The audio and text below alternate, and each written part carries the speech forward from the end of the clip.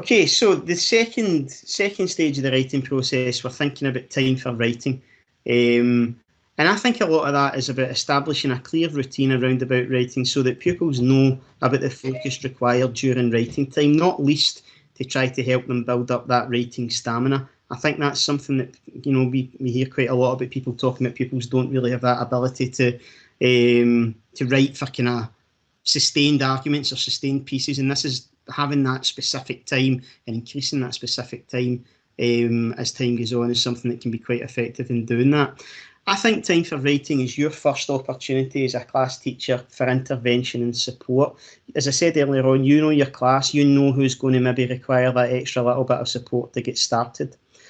I think that having them working from their plans and notes, making use of what they've just done in that getting ready to write phase. If they're stuck on their plan, then maybe some peer discussion or teacher-led discussion with you is their first port of call, and not, you know, having them not afraid to go back and revise those plans if necessary. If they start to write and something doesn't make sense, go back to the plan, have another look at it, but use all that hard work, use those notes that you've been making in the first phase. You sometimes, and it's infuriating to see, but you sometimes see kids treat it like two separate tasks. So I've got my planning that I'm going to do over here, and then my writing that I'm going to do over here, and I'm never going to look at that while I'm doing that.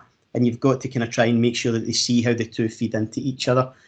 I would also talk about maybe having success criteria and models of good practice readily available for reference. It's not a memory test. We're asking them to learn a skill and implement it in their own work.